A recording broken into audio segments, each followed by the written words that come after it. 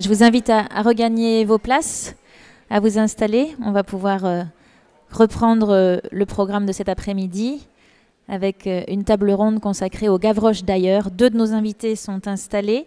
Une troisième est en perdition dans un train et devrait nous rejoindre en cours de table ronde. Il s'agit de Nathalie Castagnier. Voilà, elle viendra nous parler de Pinocchio et on l'invitera bien sûr à se glisser à la table dès qu'elle arrive.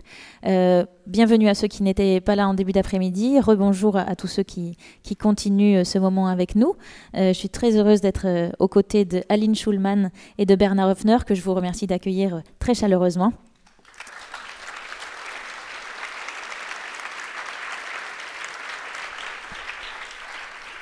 Voilà, merci à tous les deux pour votre présence. Les Gavroches d'ailleurs, c'est donc le thème qui va guider nos échanges. On va aborder 2 ouvrages puis 3, quand Nathalie Castagnier nous aura rejoint.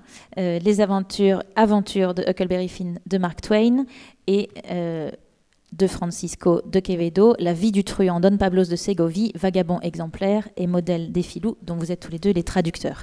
Je vais avoir quelques phrases d'introduction pour vous situer nos 2 intervenants et peut-être mettre à votre esprit les textes qu'ils ont précédemment traduits. Et on se consacrera donc sur ces exemples pour évoquer d'une autre manière les voix de l'enfance et donc ceux qui sont présents dans ces pages.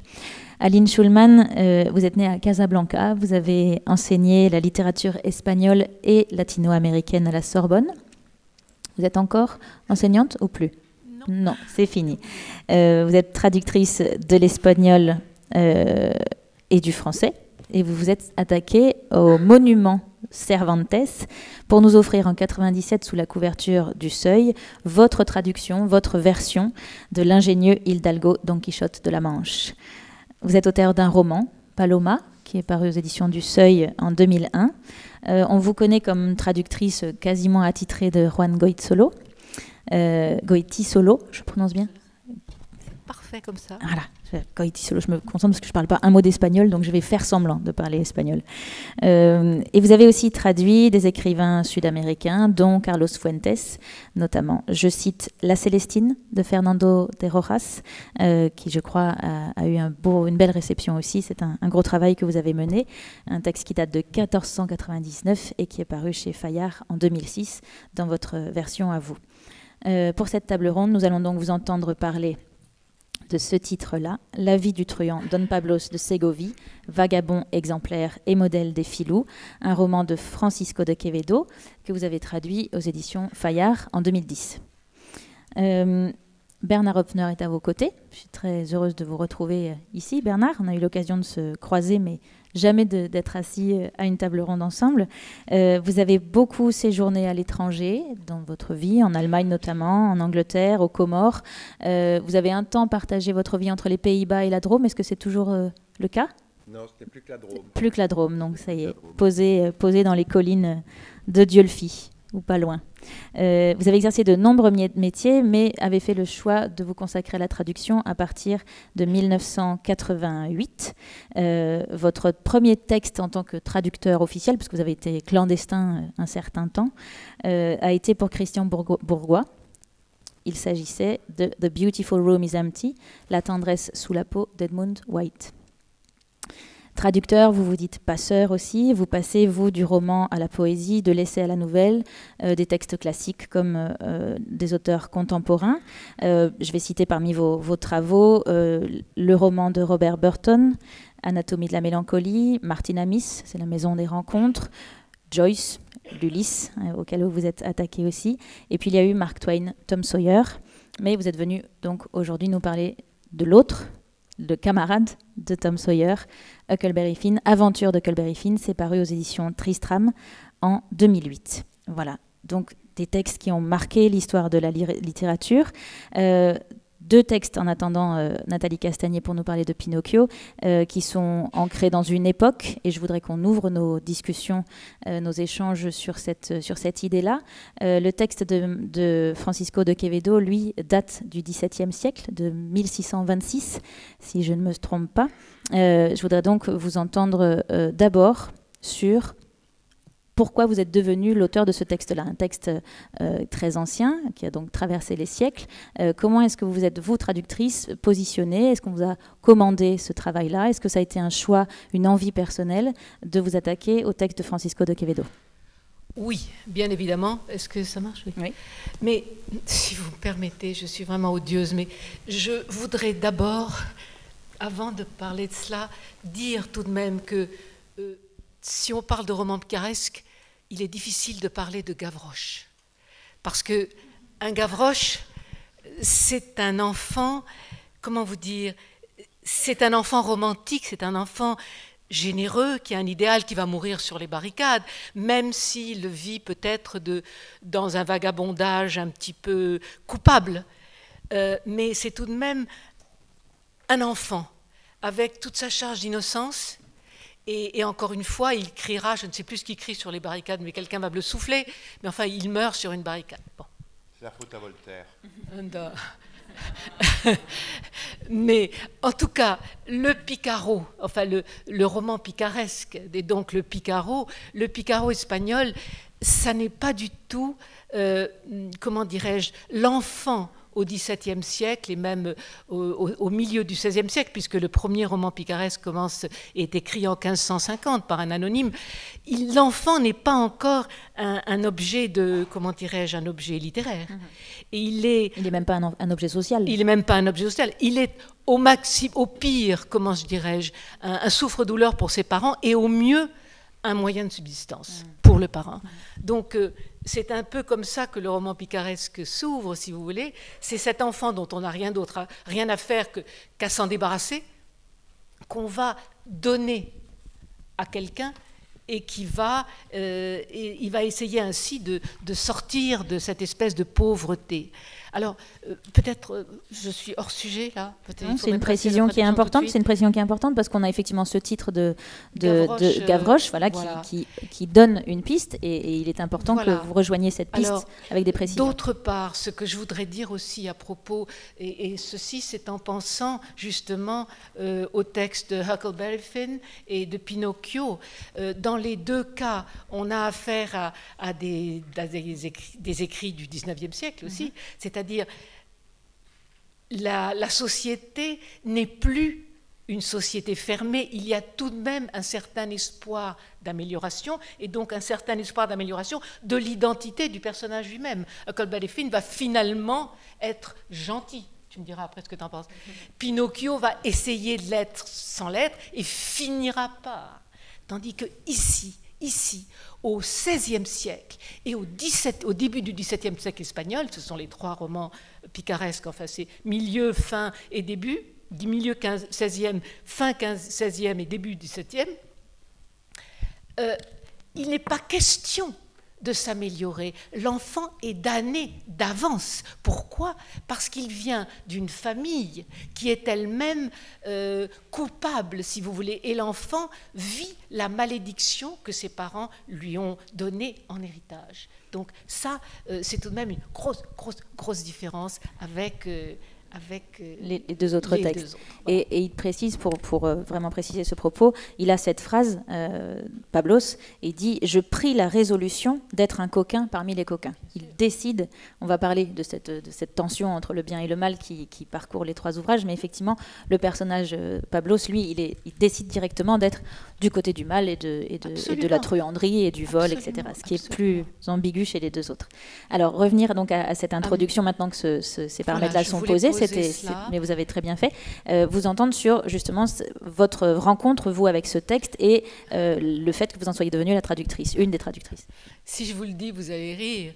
C'est parce que ce livre était au programme de la Greg ou du CAPES, et qu'est-ce qu'on leur a donné à lire en traduction? Parce qu'évidemment, c'est un livre illisible aujourd'hui, extrêmement difficile, même pour des Espagnols. Et alors, on leur a donné la traduction de Rétif de la Bretonne, c'est-à-dire 1791 ou 80, je ne sais pas combien. Alors je me suis dit, non, là, il y a quand même quelque chose à faire. Voilà. Et c'est comme ça que c'est venu. Hein.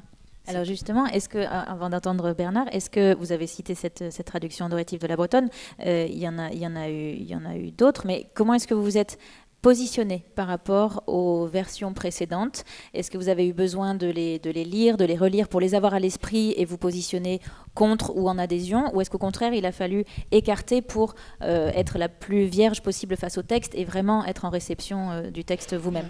Je ne voudrais pas me répéter, mais je crois avoir déjà dit quelle est ma manière de travailler, c'est-à-dire que je ne lis pas les traductions précédentes, mais elles m'entourent en permanence. C'est-à-dire que dès que j'ai besoin d'aller converser avec elles, elles sont là et elles me répondent, voyez-vous. Donc ce n'est pas une lecture préalable, mais c'est une conversation nécessaire. Voilà.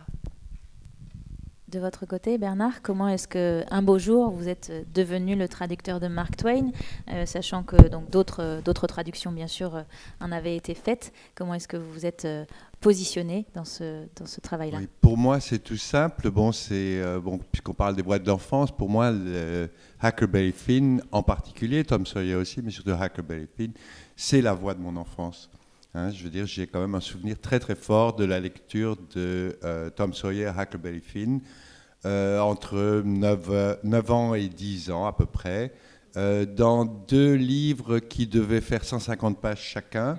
Quand des on versions sait abrégées. que Huckleberry Finn en fait 450-500, donc des éditions expurgées. Et je dois dire que depuis cette époque-là, mon fleuve d'enfance, c'est le Mississippi.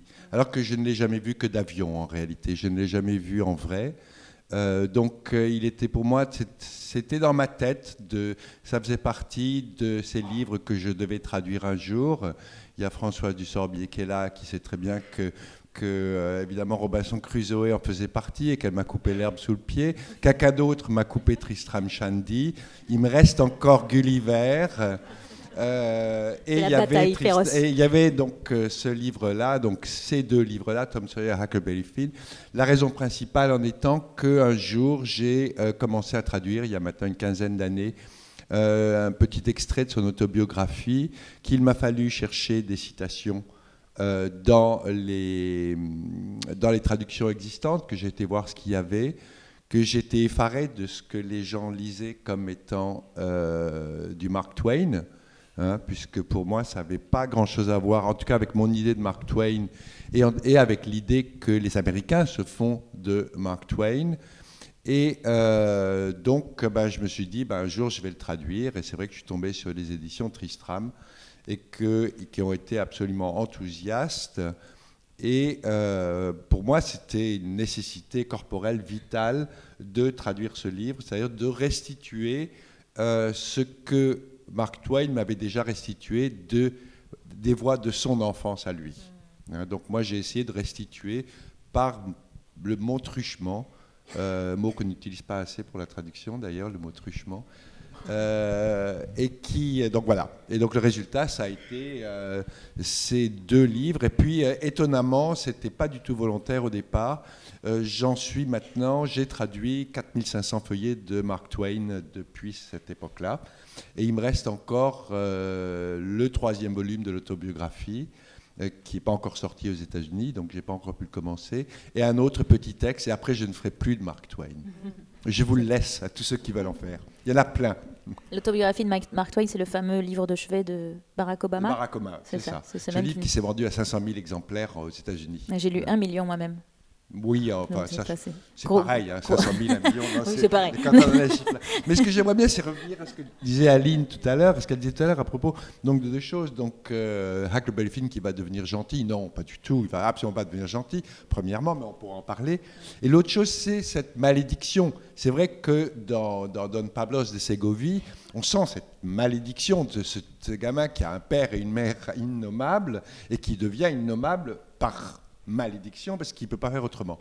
Huckleberry Finn, il est quand même le fils d'un ivrogne, assassin, voleur, de vraiment la lie de la lie tel qu'il est représenté.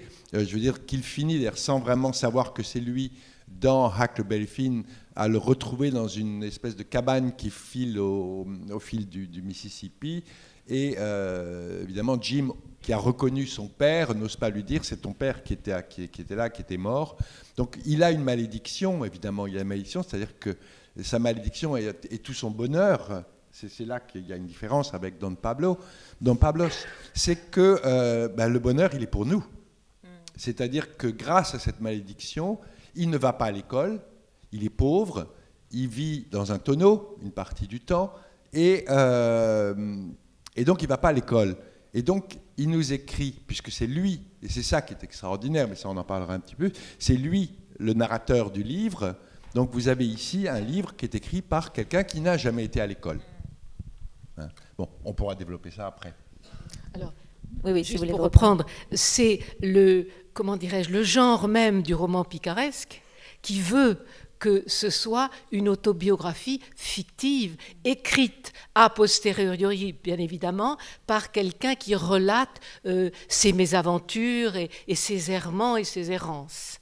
Donc ça fait partie du tableau, quoi. Oui, il y a des points communs entre les deux. Effectivement, le fait d'être exprimé à la première personne du singulier, ce qui n'est pas le cas de Pinocchio.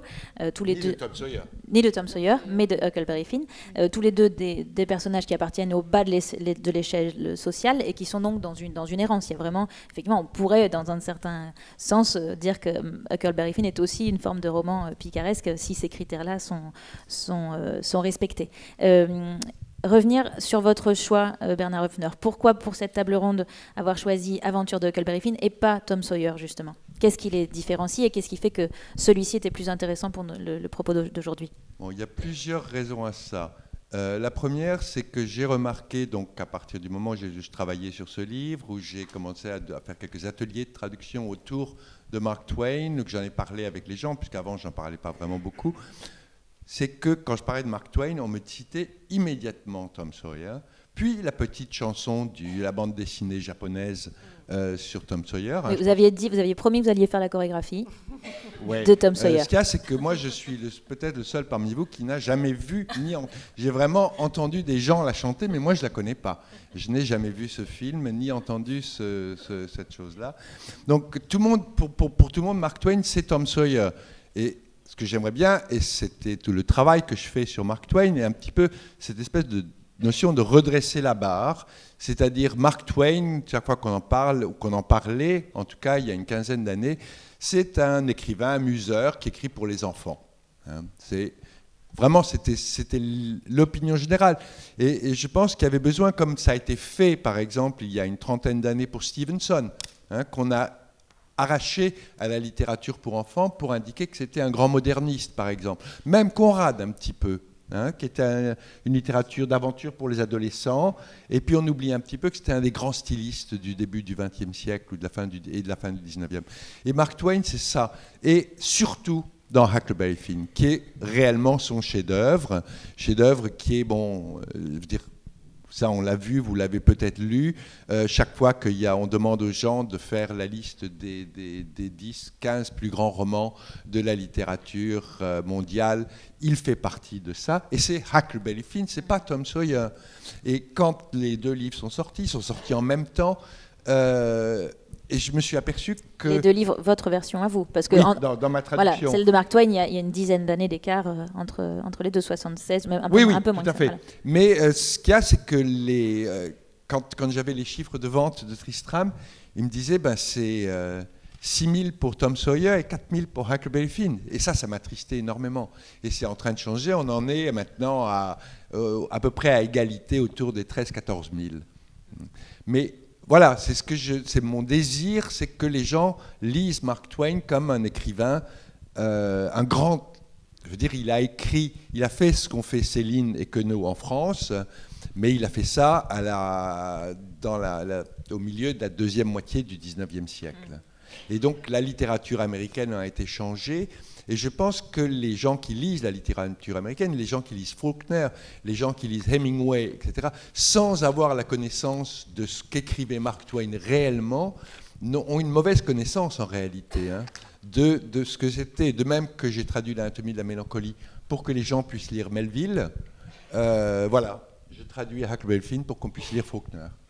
On va voir un peu justement l'impact qu'a pu avoir ce texte sur la littérature américaine qui a suivi. Juste à ce propos, vous citez, je vous laisserai rebondir. Je lis juste la phrase d'Hemingway qui vous donne l'ampleur de l'impact de Huckleberry Finn dans la littérature américaine. Il a dit « Toute la littérature américaine moderne vient d'un livre de Mark Twain intitulé Huckleberry Finn.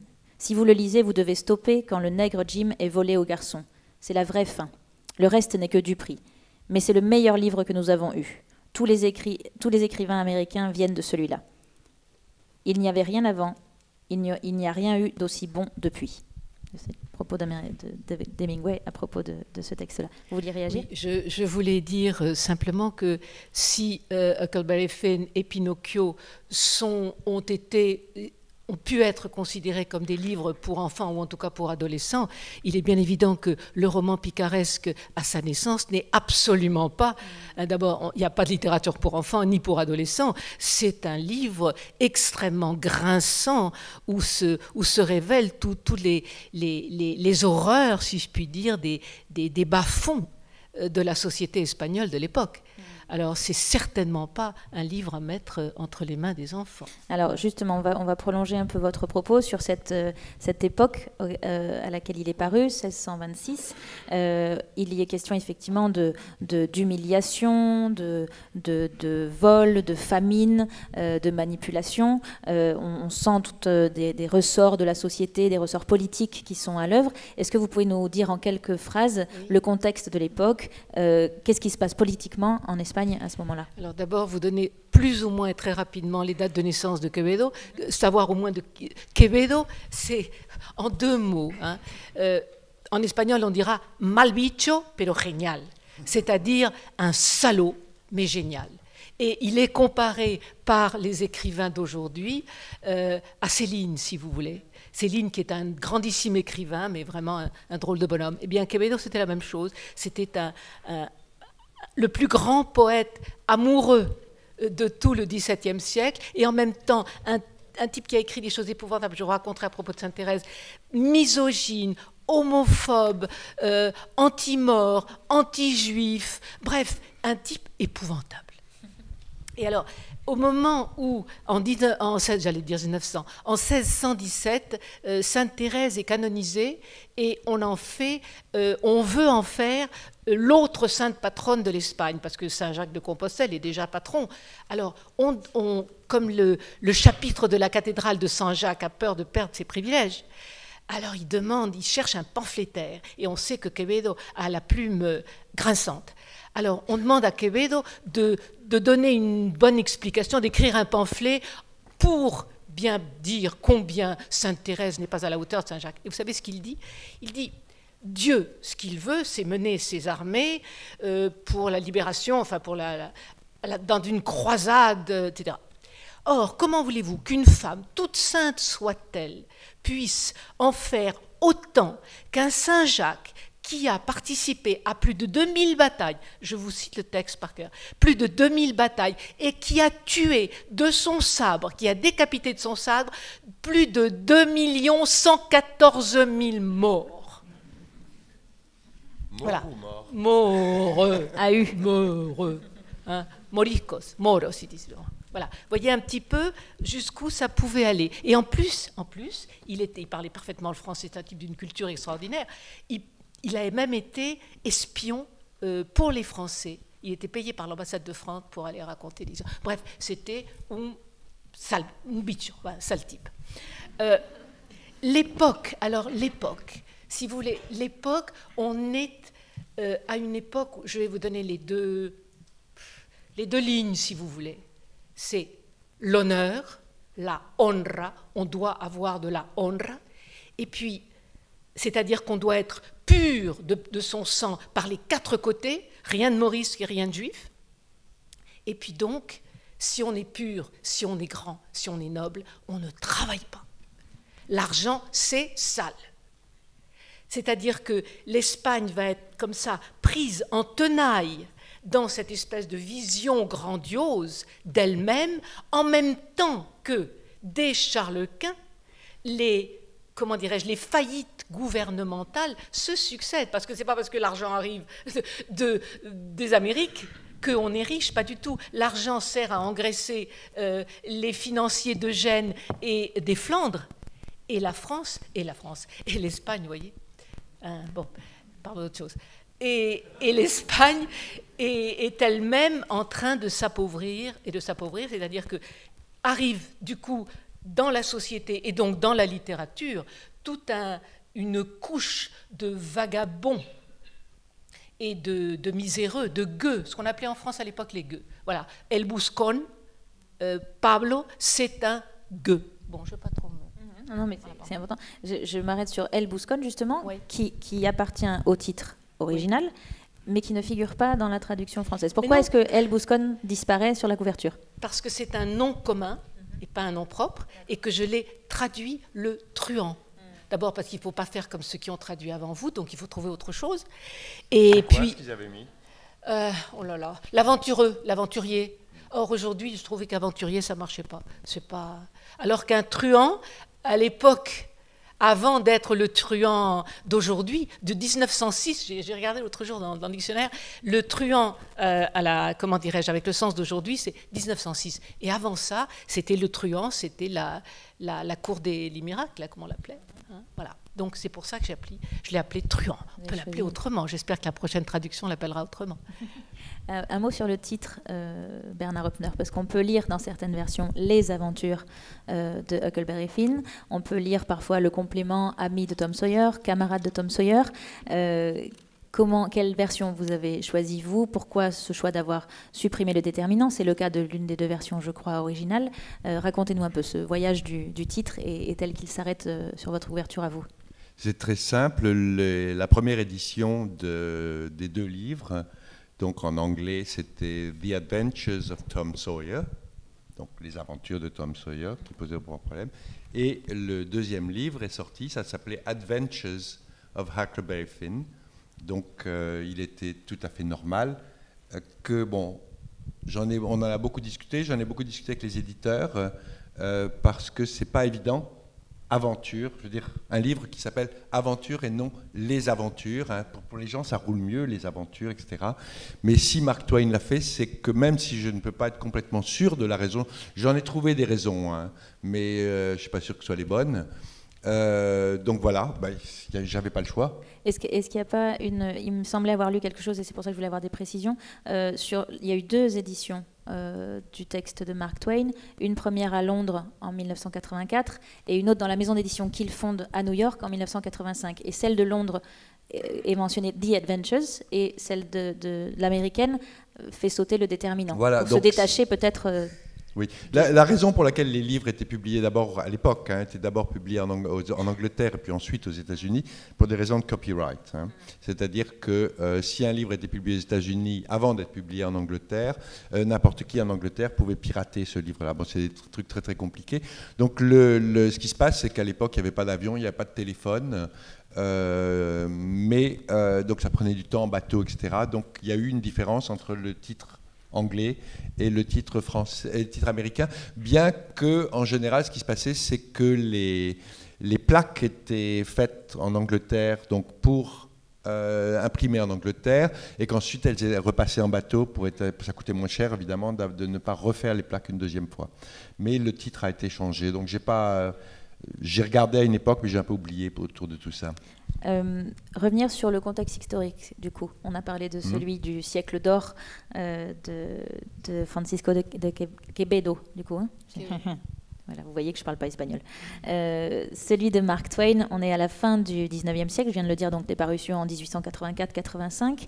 Le contexte historique est très important, vous l'avez évoqué tout à l'heure, on est donc en présence de ce jeune garçon, Huckleberry Finn, qui fuit un père violent notamment, et puis d'autres choses, et il va se retrouver à bord d'un radeau avec Jim, un esclave marron. Je voudrais vous entendre sur ce terme de marron, qui donc lui fuit la société esclavagiste et les maîtres qu'il emploie jusqu'ici. Et on a donc cette descente sur quelques centaines de kilomètres du Mississippi et les échanges entre ces deux personnages-là et les aventures qui vont placés sur leur chemin. Donc ce contexte, fin du 19e siècle, l'action, elle, se situe 40 ans avant le temps de parution, donc on est avant la guerre de sécession et l'abolition de l'esclavage. Je voudrais que vous nous en parliez plus en détail. Oui. Alors c'est vrai que la question est intéressante parce qu'il y a eu beaucoup de débats, surtout dans les 20 dernières années, sur le fait qu'on a considéré certaines personnes, dont je ne suis pas, on considère Mark Twain comme un écrivain raciste. Notamment pour son emploi du mot nigger. L'utilisation du mot nigger, je pense que certains d'entre vous ont entendu parler de cette édition américaine. Je ne sais pas si elle est sortie ou pas, on en a parlé il y a à peu près maintenant 5 ou 6 ans, un éditeur américain qui voulait publier une nouvelle édition de Huckleberry Finn où le mot nigger était remplacé par esclave. Puisqu'il paraît dans le livre 165 fois, le mot nigger. Tout le monde connaît le terme d'opprobre que ce mot a pu être dans les États-Unis racistes, avant la guerre de sécession et puis après la guerre de sécession, jusqu'à maintenant, où on arrive à un renversement maintenant, où quand vous allez aux États-Unis et que vous rencontrez, par exemple, vous rencontrez une personne, une femme, et qu'elle vous dit « Oh, I've got to go home, my nigger's waiting for me ». Ou tout d'un coup, nigger veut dire « mon mari ». Donc souvent on a ça, c'est-à-dire le mot insultant est repris pour devenir un mot positif, mais elle peut le dire, moi je peux pas. Ah, tu vas voir ton nigger? Non, ça je peux pas le dire parce que moi je ne suis pas noir. Donc voilà, il y a cela. Donc il y a Jim, il pense donc qu'il aide cet esclave à s'échapper, c'est-à-dire qu'il veut l'emmener dans des États non esclavagistes. Puisque les États-Unis, un peu avant la guerre de sécession, étaient divisés en États au nord qui étaient non esclavagistes, au sud où il l'était. Et donc il est un esclave marron, c'est-à-dire que comme la personne dont il était, qui était son propriétaire, voulait en réalité ou était obligé de vendre Jim, sa femme et ses enfants séparément, donc de les séparer. Jim veut donc retrouver sa liberté, trouver sa liberté, donc Huck l'aide donc à partir, bien que il n'est pas là au départ, ils se retrouvent tous les deux sur une petite île sur le Mississippi, et il l'aide, et c'est une des choses qui a posé le plus de problèmes aux États-Unis, c'est cette histoire d'un petit garçon blanc qui va aider un noir à s'échapper, c'est-à-dire contre la loi, puisque Jim est dans un État qui est le Missouri, où l'esclavagisme est accepté et légal. Donc voilà, donc il y a ce problème immédiat et qui encore aujourd'hui pose problème, particulièrement d'ailleurs dans cette édition-là, puisque dans cette édition, j'ai rajouté 2 passages qui n'étaient pas dans les éditions précédentes, dont un passage qui est un passage un peu dur, parce que Mark Twain, quand il écrivait ses livres, il les lisait ensuite à sa famille, surtout à sa femme. Et sa femme lui demandait d'enlever les choses qui étaient un petit peu choquantes. Et donc lui, ce qu'il faisait, c'est que quelquefois, pour s'amuser, il mettait exprès des passages un peu choquants. Et ça lui permettait ensuite de dire, bon, tu m'as enlevé celui-là, donc je pourrais rajouter celui qu'il voulait réellement garder. Ah, voilà, nous voilà. Nathalie Castagnier. Après bien des épreuves, merci de nous avoir rejoints. Voilà, prenez place. Bonjour Nathalie. Voilà, on a été obligé de commencer sans vous, mais on est très heureux de votre présence. Vous allez donc prendre le radeau en marche. On est en plein Mississippi, et voilà, dans les années 1840. Et je vais laisser peut-être Bernard terminer son propos. On en est à l'évocation donc du contexte de publication de Huckleberry Finn dans les années 1880, et donc ce rapport à l'esclavagisme de l'époque et à la situation politique. Et donc, pour revenir, si vous voulez, au titre, donc les voix de l'enfance, un titre de ces assises, Mark Twain donc, a écrit Tom Sawyer. Tom Sawyer a été un grand succès. Et donc, il commence très très peu de temps après à écrire ce qu'il appelait à l'époque la suite de son premier livre, hein, puisqu'il avait eu tant de succès, il voulait faire la même chose.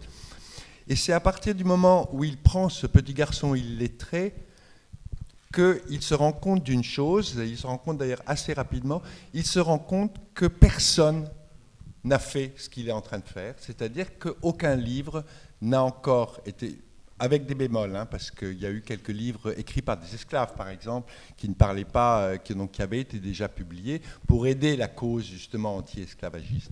Mais disons que dans la littérature, jusqu'à présent, il n'y avait pas eu de narrateur qui était un narrateur illettré, qui n'avait pas été à l'école, qui savait à peine lire et écrire. Et donc il s'est retrouvé devant ce problème, qui est un problème gigantesque, c'est qu'il n'avait pas non plus envie d'écrire un livre mal écrit. Et que donc il a été obligé de trouver une technique, un système, un style qui lui permette de donner l'impression, donc moi je dirais de bourrer le mou au lecteur pour lui faire croire qu'en réalité c'est quelqu'un qui est illettré qui parle.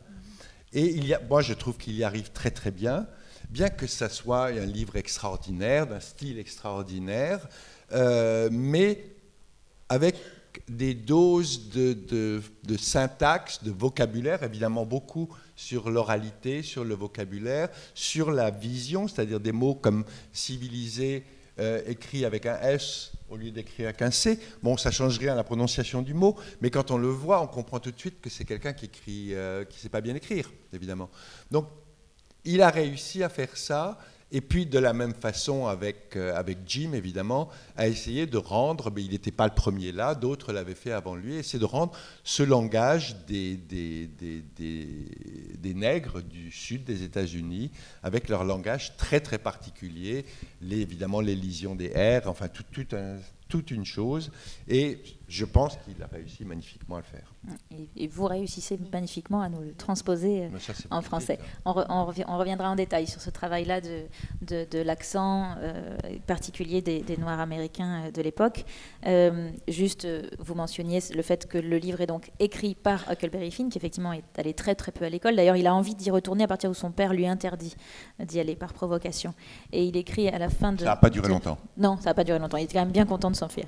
Mais il écrit en toute fin d'ouvrage une phrase qui est assez magnifique et qui dit « Parce que si j'avais su quel travail c'était d'écrire un livre, je m'y serais pas mis et je le ferais plus jamais. » C'est comme ça que le livre se... Si je peux rajouter quelque chose, et je ne le ferai plus jamais, j'ai reçu, bon c'est le hasard qui fait ça, j'ai reçu ce matin un email de Robert Coover, qui est un écrivain américain que je traduis, dont j'ai traduit 6 ou 7 livres, et qui m'envoie son dernier roman. Et son dernier roman, c'est Hack West. Il a fait la suite de Huckleberry Finn. Donc voilà, j'espère, là je viens d'en parler à Tristram, j'espère que ce livre-là va évidemment être publié par Tristram à la suite de ça. C'est Huck et Tom, adultes, avec des aventures sexuelles dont je ne vais pas vous parler maintenant. C'est pas du tout le sujet aujourd'hui, on est sur les voies de l'enfance. C'est Robert Coover, hein, ce n'est plus Mark Twain. Mais c'est quand même étrange que j'ai reçu ce mail ce matin. On invite Bernard Hoffner exprès pour parler de l'enfant et il peut pas il déborde quand même, on ne peut pas s'en empêcher. On va vous accueillir maintenant officiellement, Nathalie Cassagnier, dans cette table ronde. Je vais préciser que vous êtes donc romancière, poète, vous écrivez... entre autres sous le pseudonyme d'Ayla Tan, mais pas seulement. Ayla Tan, j'ai compris que c'était Nathalie à l'envers, qu'on lit dans un miroir, n'est-ce pas? Mais pas. D'accord, c'est votre nom dans le miroir, c'est votre vrai nom. Pas seulement sous ce pseudonyme d'ailleurs, puisque l'harmonica de Cristal, qui est paru en 2001, vous l'avez signé sous votre nom, Nathalie Cassagnier, c'est paru aux éditions du Seuil. En tant que traductrice, moi j'ai pu apprécier tout votre talent en savourant l'art de la joie de Goliarda Sapienza, qui était paru chez Viviane Ami en 2005 et qui a été repris tout récemment par les éditions du Tripode. C'est l'occasion de faire un salut à Frédéric Martin. Vous avez traduit d'autres ouvrages de Goliarda Sapienza, mais aussi des romans d'Elisabetta Rasi, notamment Figure de la mélancolie, de Maria Paola Colombo, je ne me trompe pas. D'autres textes, hein, Entre deux silences de Maria Paola Colombo, et puis de Bruno Munari, Verbatim, Histoire parallèle, ça c'est pour citer quelques titres de votre parcours. Aujourd'hui, vous êtes donc venu, vous nous avez rejoint pour nous parler de Pinocchio, de Collodi, dont vous avez signé une traduction qui, je crois, date de 1985 et qui a été... 1983 3 ou 4, je sais pas. D'accord, j'avais vu 5, mais peu importe. En tout cas, elle a une trentaine d'années maintenant, et elle a été donc 80. Oui, voilà, vous avez travaillé vous en 83-84 et le livre est paru en 85. Évidemment, ça ne peut pas être 3. Donc c'est 5. Peu importe, les 500 000 ou 1 million, c'est pareil, peu importe. En tout cas, elle a été revue, augmentée d'une préface de M. Gardère en 2002, et donc elle est disponible dans la version folio classique qu'on a aujourd'hui avec nous. Je signale aussi une version jeunesse dont vous avez signé la traduction. Exactement la mienne. En fait, oui, excusez-moi. Je vous en prie, complétez. Je vous interromps 2 secondes. Non, en effet, Jean-Michel Gardère a repris.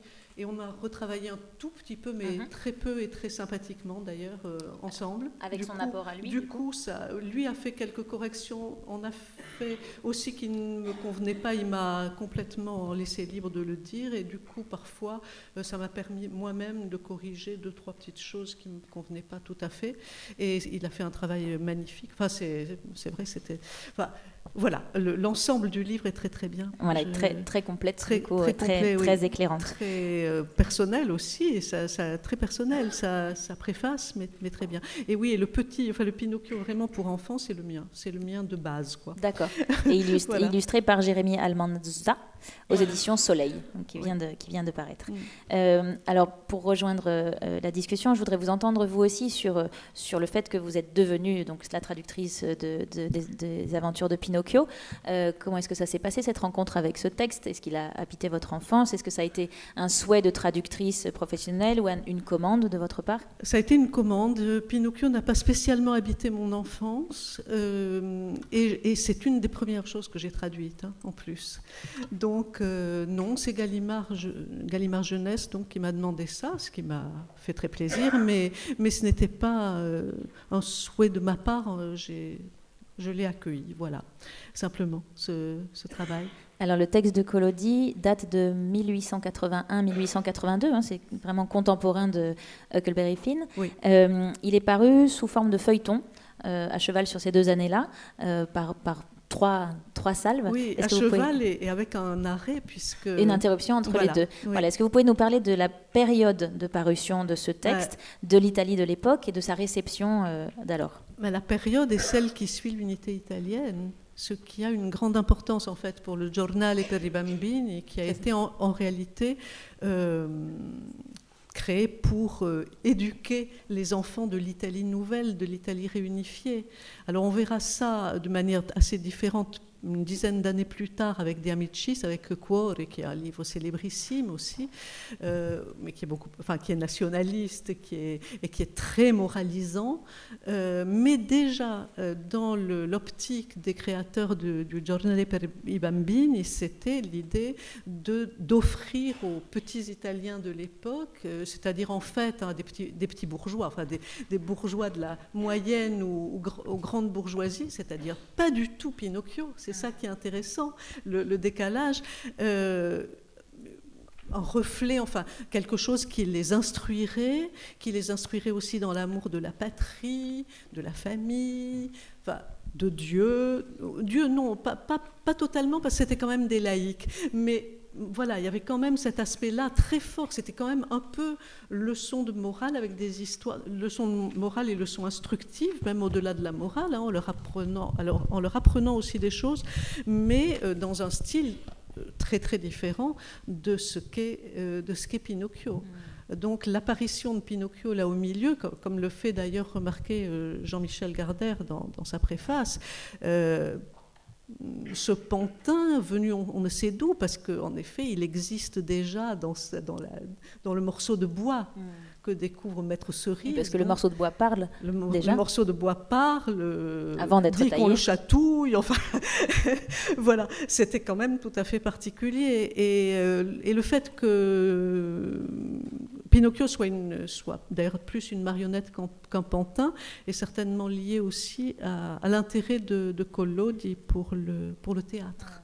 Oui, le théâtre. Voilà, mais oui, en tout cas historiquement, c'est ça, c'est vraiment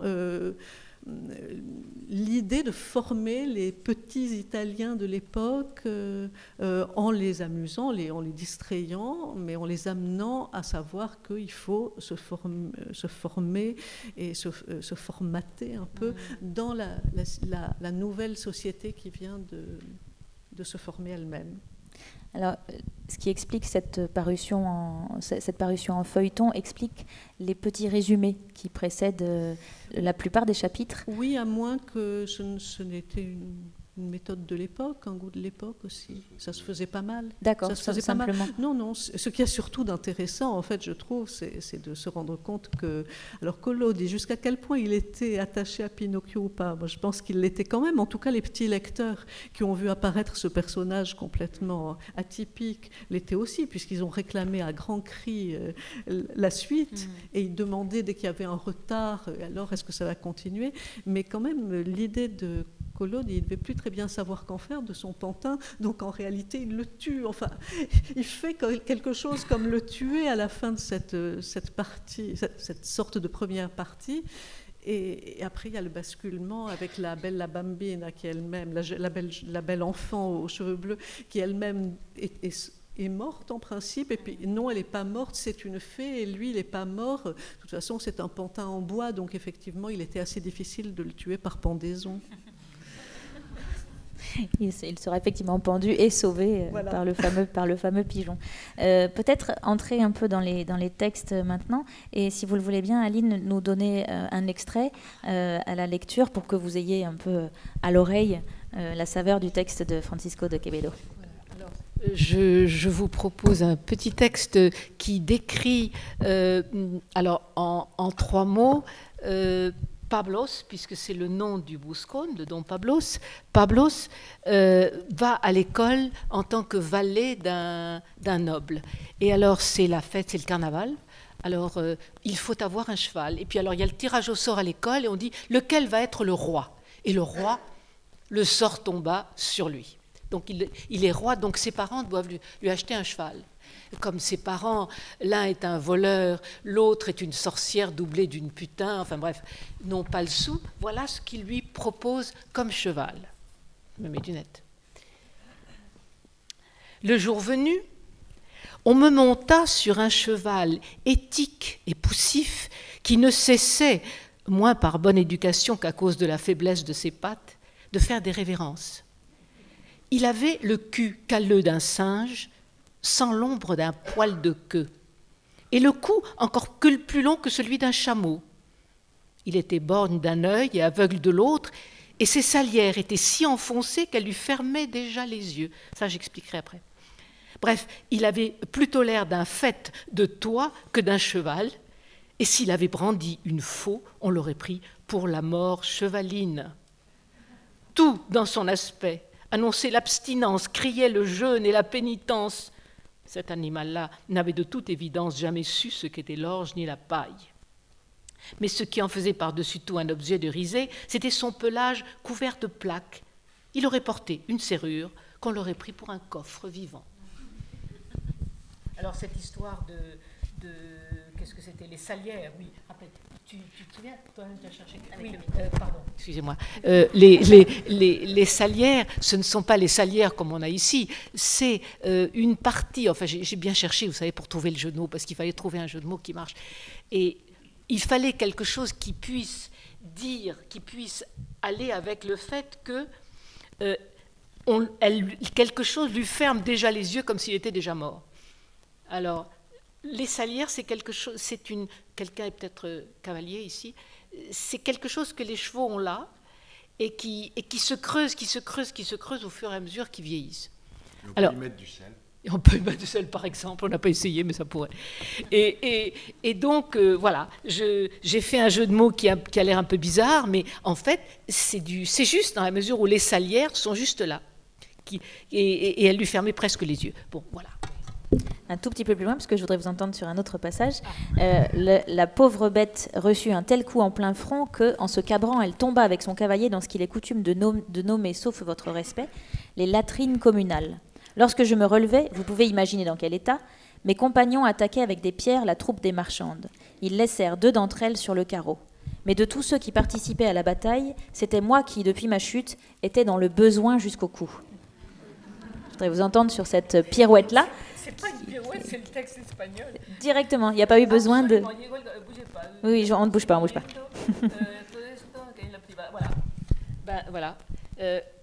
C'est tout armé de pierre, voilà. Alors l'espagnol, mais ça vous dira rien si je vous le lis, mais enfin je le lis quand même. Lisez-le nous, ça va dire à plein. Mais de tous ceux qui participaient à la bataille, c'était moi qui depuis. Au micro. Mais de tous ceux qui, pardon. Mais de tous ceux qui participaient à la bataille, c'était moi qui depuis ma chute était dans le besoin jusqu'au cou. Yo, a todo esto, después que caí en la privada c'était la latrine, era la persona más necesaria de la riña, c'est-à-dire nécessaria, en fait nécessiteuse, et qui était dans le besoin, que j'ai traduit jusqu'au cou. C'est pas mal quand même. Et vous faites un jeu de mots qui du coup n'apparaît pas. C'est vrai.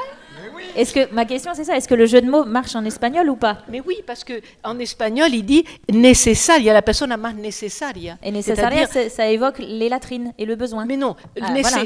El necesario en espagnol ça veut dire le. C'est le nécessiteux. Non, ça veut dire la merde. Ah ben voilà, on a le droit de le dire. Hein. Voilà ce que ça veut dire. C'est la voix de l'enfance qui ressurgit. C'est lui qui était le plus dans la merde jusqu'au cou, Oui, quoi, ça, si vous voilà, voulez. donc ça va. Et seulement comme... Voilà. Bon, enfin, ça va. J'ai dit ce que j'avais. Ça marche bien.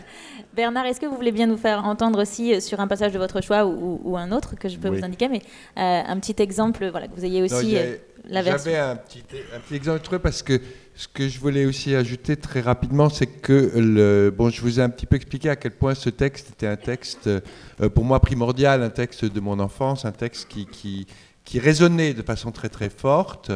Et il s'est trouvé qu'au moment où je démarrais la traduction, j'avais démarré dans une nouvelle vie et nous étions dans une maison où nous parlions 3 langues.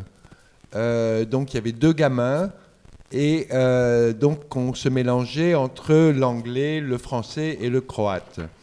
Et je me souviens du premier soir qui était le premier jour de la traduction de Huckleberry Finn pour moi, puisque j'ai démarré celui-là. Et donc ces 2 gamins que je connaissais encore très très mal. Et on est arrivé vers 7h du soir et tout d'un coup j'ai entendu Bernard c'est la bouffation. Et on s'est rendu compte que la maison était couverte de néologismes du matin au soir entre ces 3 langues. Et que donc c'était parfait pour démarrer Huckleberry Finn. Et donc un autre mot donc, qui n'est pas de moi, il y en a quelques-uns qui ne sont pas de moi mais qui sont de ces 2 gamins. Que vous allez entendre dans ce petit extrait, c'est misérabilité, qui est un mot donc, que je n'ai pas inventé, que eux ont inventé. Donc ça commence, c'est Tom et Huck qui sont en train de faire une blague à Jim, donc l'esclave qui est encore esclave à ce moment-là. Et donc il y a d'abord Jim qui sait pas qu'ils sont là, mais ils sont en train de lui faire des chatouilles, des choses comme ça. Et donc ça commence avec Jim. « Eh, c'est qui vous? Où vous êtes? Qu'on me change en chat si j'ai pas entendu quelque chose. Eh ben, je sais ce que je vais faire. Je m'en vais m'asseoir ici, écouter jusqu'à ce que je l'entende encore. » Et il s'est assis par terre entre moi et Tom. Il s'est appuyé, donc la personne qui parle, c'est Huck Finn. Hein. Il s'est appuyé contre un arbre et a étendu les jambes jusqu'à ce que l'une d'elles touche presque une des miennes. Mon nez a commencé à me démanger. Il démangeait jusqu'à ce que les larmes coulent des yeux. Mais j'osais pas me gratter. Et puis ça s'est mis à me démanger dedans. Ensuite, ça m'a démangé dessous. Je ne savais plus comment j'allais rester assis sans bouger. Cette misérabilité a continué au moins 6 ou 7 minutes. Mais ça paraissait sacrément long. Ça me démangeait maintenant à au moins 11 endroits différents. Je me disais que je ne pourrais pas tenir une minute de plus, mais j'ai serré les dents très fort et je me suis préparé à essayer. À ce moment-là, Jim a commencé à respirer bruyamment et ensuite il a commencé à ronfler. Alors j'étais de nouveau plutôt tranquille. Il y en a plusieurs des néologismes, il me semble, dans ce texte-là. Il y en a de nombreux. J'ai relevé, moi, Grabataclan, pour dire le boucan, sans doute. Une idée hurle... Grabataclan, c'est le mélange de grabuge et Bataclan. Et Bataclan, mais ça marche très bien, Grabataclan. L'idée hurluberle, qui est très belle aussi. Et puis le verbe élasser. Cesse donc de élasser tout le temps, de dire hélas. Et là, vous dites élasser. Ouais. Ouais. Il y a majestiser aussi. Il y a... Bon, c'est passionnant, je veux dire, le moment où le traducteur néologise, enfin, parce que l'auteur néologise, c'est quand même des moments de grâce de la traduction, puisqu'on est tout d'un coup en train de passer au-dessus de la limite de la traduction pour passer à de l'invention. À de la Par création exemple, il y en a un pure. qui est là-dedans, qui a plusieurs fois. Je me suis aperçu à la deuxième ou troisième relecture qu'à un moment, j'avais fait une faute de frappe. Au lieu d'écrire grimper, j'avais écrit gripper. Grippé. Hein. Je n'ai pas fait exprès. J'ai écrit gripper. Je pense que je l'ai même écrit 2 fois. Vous savez, on a ces mots. Moi, je n'arrive pas à écrire jambe à la machine, à l'ordinateur. Je tape toujours jamab. Je ne sais pas pourquoi. Mais chaque fois. Bon, là, j'écrivais gripper. Et c'est devenu, bon, chaque fois qu'il y a climb en anglais, qui est un verbe parfaitement normal en anglais, j'ai mis gripper. Mais c'est parce qu'il y a d'autres moments où lui invente et je ne pouvais pas à cet endroit-là inventer autre chose. Oui, c'était ma question, effectivement, de voir si vous avez respecté à la lettre et vous avez répondu J'ai essayé. déjà. Mais parfois, ça se loge ailleurs. Et ce gripper, vous l'écrivez effectivement avec 2 P et il revient souvent. Il y a le mot citrouillard aussi, qui est très très beau. L'oncle... I, hein, pas S-I. Et l'oncle Silas, qui fait confiance à tout le monde, il fait passer la clé au nègre citrouillard, qui est écrit C-I-T-R-O-U, etc. Le mot en entier, c'est pas citrouillard. Dans le mot anglais, dont je ne me souviens plus quel mot c'était, mais il y avait déjà la citrouille. Hein. Donc voilà. Mais là, j'étais un cran au-dessus de Twain, simplement parce que souvent, je suis un cran en dessous. Hein. Alors, il y a évidemment toute cette oralité. Je vais vous entendre sur ce sujet-là. C'est un des majeur apport de Mark Twain à cette littérature américaine, de faire entendre la voix de Huck et la voix de Jim avec leurs particularités liées à l'enfance pour Huck et à sa condition de nègre pour Jim. Comment est-ce que vous l'avez travaillé? Quelles difficultés se sont posées à vous, justement, parce que l'oralité est d'autant plus caractéristique dans une langue que dans l'autre. À quoi vous vous êtes heurté? Quelles solutions vous avez trouvées pour contourner ce qui s'est présenté à vous?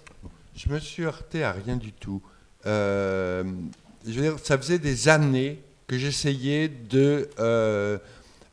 Il y avait des écrivains comme Eudora Welty, qui est quelqu'un que j'adore, Faulkner, que j'aime beaucoup, etc. Et j'avais envie de traduire, j'avais envie de travailler sur ces gens-là, et je n'y arrivais pas, je ne savais pas comment faire. Et un jour, j'ai simplement traduit un livre d'un ami, qui est quelqu'un de Trinidad, qui s'appelle Robert Anthony, qui a écrit un livre qui s'appelle The Erotic Tales of My Grandmother's Erotic Folk Tales, donc les contes érotiques de ma grand-mère, et puis qui est un livre qui est plein de trinidadisme, et il me l'a donné, cet ami, il m'a dit, mais j'aimerais bien que tu traduises ce livre. Et je lui ai dit, mais qu'est-ce que je vais faire moi avec ça? Et il m'a dit, c'est simple, je suis trinidadien, mais j'ai 3 défauts. Je suis blanc, je suis d'une famille très riche et je suis né à Detroit. Hein? Donc mon trinidadien, je l'ai complètement inventé, avec l'aide de ma grand-mère. Je l'ai complètement... Tu fais ce que tu veux. Et donc j'ai fait ce que j'ai voulu. Pareil pour Mark Twain, j'ai fait ce que j'ai voulu, c'est-à-dire qu'au départ, je ne sais pas si vous vous souvenez d'autres assises, tout au début des premières assises, est-ce qu'on utilise le maghrébin pour traduire les nègres du Sud? Est-ce qu'on utilise le canadien pour faire ceci? Est-ce qu'on utilise du belge? Est-ce qu'on utilise... Bon, Dominique Vitoz est là, on a eu des discussions autour du lyonnais, etc. Donc voilà, toutes ces discussions qu'on pouvait avoir. Et c'est vrai que je n'étais pas content, moi, de ces solutions. Et puis, simplement, ce que j'ai fait pour ça, donc c'est d'abord de vivre avec une famille trilingue. Hein. Donc, si vous voulez traduire des livres du Sud des États-Unis, il faut vous trouver une famille trilingue. C'est aussi simple que ça.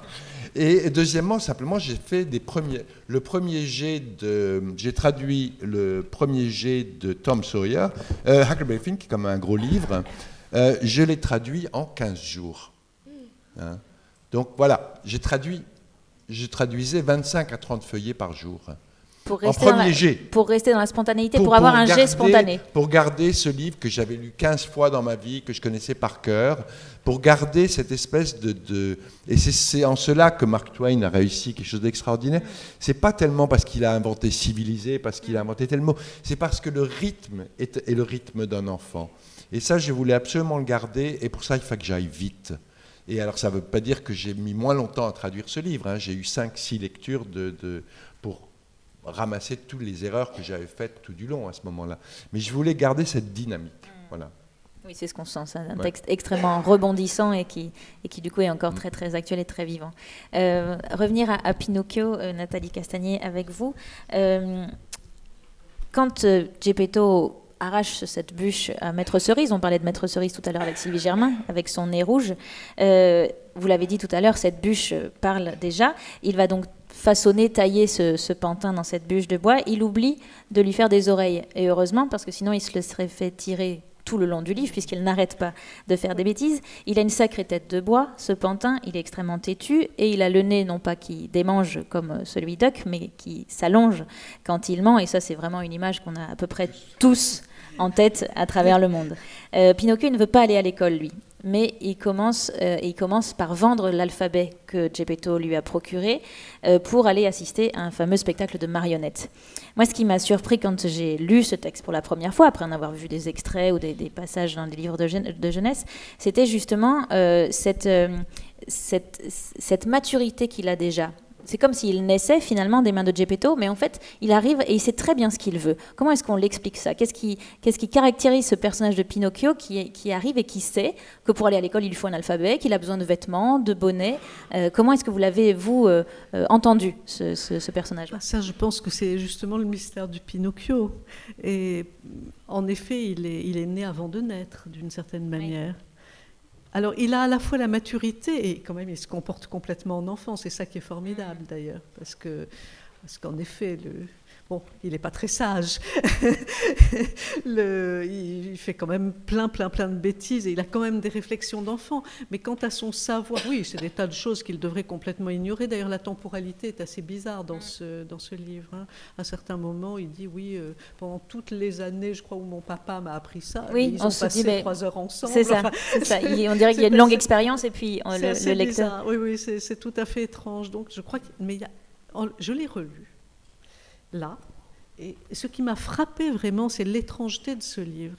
Et je crois beaucoup plus d'ailleurs que quand je l'avais traduit, ou alors j'avais un peu oublié, mais c'est un livre extrêmement... oui, il y a finalement une part de fantastique, d'onirisme, il y a des choses très troublantes dans ce livre. Alors que... Moi, c'est le souvenir que j'en garde, une sorte de malaise. Voilà, si on lit, si on a une autre lecture, on dit, ah oui, il nous fait une leçon de morale, ce petit garçon donne l'alphabet pour aller s'amuser, après il comprend que c'est pas bien, etc. Premier degré. Mais une fois qu'on entre dans les strates de Pinocchio, c'est tout à fait autre chose. Et c'est ça qui est... Enfin, je pense que c'est d'ailleurs ça qui en fait un grand livre. Évidemment, c'est certainement pas le fait de nous avoir servi... ce ne serait pas le fait de nous avoir servi une leçon de morale, même un peu rigolote et inventive, qui aurait pu en faire ce que c'est, et même qui aurait pu en faire le livre qui a eu l'écho qu'il a eu. Oui, ça me frappe beaucoup quand je dis aux Italiens que j'ai traduit Pinocchio, je leur dis, ah oui, j'ai traduit un peu Pasolini, j'ai traduit... oui, d'accord. J'ai traduit Pinocchio. Quoi ? C'est presque comme si je leur disais que j'avais traduit la Divine Comédie. Non, mais tellement c'est sacré. Assez amusant. Tellement c'est sacré. On va revenir sur ces différentes strates de lecture, mais Aline Schulman, vous vouliez rebondir. Juste une question. Mais c'est un livre magique. C'est un livre magique. Ça part de la magie, voilà. Ça finit en magie, et ça se constitue de cercles magiques. Oui, en permanence, on passe d'un état à un autre. Voilà, c'est ça que j'aimerais, moi. Oui. C'est un livre un peu un livre de métamorphose. Voilà. C'est pas seulement un livre, un roman d'apprentissage, c'est un livre de métamorphose. Et c'est très surprenant de tomber constamment là-dessus, sur des choses tout à fait mystérieuses dans ce livre qui ne se donne pas comme un livre mystérieux, qui se donne comme un livre banal pour enfants, et en réalité non, c'est pas un livre banal pour enfants du tout. Si je peux rajouter quelque chose justement sur cette impression de malaise, moi j'ai le souvenir d'avoir vu le Pinocchio de Walt Disney par exemple, où ils ont rajouté Jiminy, mais le souvenir que j'en ai est un souvenir de peur, de malaise. Et puis, j'ai vu, il y a quelques années, il n'y a pas très longtemps, un film italien. De Comencini, c'est la version de Comencini qui date de 72. J'ai eu la même impression. Un truc de... Ah ouais, c'est drôle, oui, c'est marrant, c'est joli. Et puis, en fin de compte, on sent qu'il y a quelque chose Non, il y a des choses très effrayantes en plus dans Pinocchio. Oui. Moi, j'avais été marquée par cette figure de la limace, justement, qui descend la maison. On est à la fin du livre, là, quand il revient chercher sa fée, et cette longue limace met des heures à descendre, et il est là tout seul, il attend que la limace descende les étages. Et ça, dans le film de Comencini, c'est une image extrêmement marquante que j'ai retrouvée ici. Il est très fidèle au livre. Mais effectivement, il y a quelque chose. Comment est-ce que vous le définiriez, vous, ce malaise-là? Est-ce que vous l'avez ressenti plutôt, vous disiez plutôt en tant que lectrice a posteriori qu'en tant que traductrice? C'est pas totalement un malaise. C'est pas vraiment un malaise que j'ai ressenti. Moi, c'est plutôt un intérêt pour ces profondeurs qui se découvraient au fur et à mesure. Donc un malaise, je ne peux pas dire. Et puis en fait, c'est drôle, mais ça j'y ai pensé tout de suite dès qu'on m'a proposé la traduction, parce que justement le thème de l'objet qui devient humain, c'est quelque chose qui me touche énormément. Et c'est drôle que ce soit... Enfin, voilà. Je ne suis pas la seule traductrice de Pinocchio. Je ne sais pas, on ne doit pas pouvoir calculer, compter les nombres de traductions de Pinocchio. Mais voilà, et adaptation. Oui. La première française date de 1902, je crois. Mais il a fallu attendre 1912 pour une vraie traduction à succès. Voilà. Mais oui, je remarquais en effet le nombre de choses assez inquiétantes dans ce livre, parce que le chat et le renard, c'est des personnages vraiment effrayants. Oui, bien dans votre micro, s'il vous plaît. Oui. Effectivement, le chat et le renard que Pinocchio croise sur son chemin. Donc, on est dans cette errance. Pinocchio claque la porte et s'en va. Et il ne cesse de rencontrer des personnages qui vont le faire dévier. Lui, il veut être un petit garçon bon et sage, modèle. Et puis, à chaque fois, c'est pas de sa faute du tout. Il est détourné de son droit chemin. Justement, parlez-nous de ces personnages du renard et du chat qui reviennent masqués, mais on devine qu'ils sont derrière. Donc là, il y a une angoisse qui est là. Parlez-nous de ces personnages. Oui, et justement, c'est des sortes de... ce sont des assassins. De toute façon, c'est eux qui pendent Pinocchio. Et ils le trompent, ils le manipulent. Ils sont terribles. Et là, justement, je tombais sur la scène qui précède le moment où Pinocchio va être pendu au grand arbre. Et alors, en plus, il y a cet aspect sonore, là, pour le coup, inquiétant, finalement, qui est que l'un répète ce que dit l'autre. La fin de la phrase de l'un devient ce que répète l'autre, et ils sont là ensemble, complètement sinueux. Enfin, non, c'est un effet fort, je trouve. Est-ce que vous voulez bien nous lire cette scène, justement? Je vais lire, mais je commence d'où? Parce que je crains que ce soit un peu long si je prends le monologue de Pinocchio. Attendez, je regarde un peu. Pour qu'on puisse entendre votre travail sur ce texte. Parce que Pinocchio commence par se vanter beaucoup en disant que de toute façon, s'il rencontre il a peur. Et donc, pour se donner du courage, il se raconte que s'il rencontre des assassins, il n'en fera qu'une bouchée.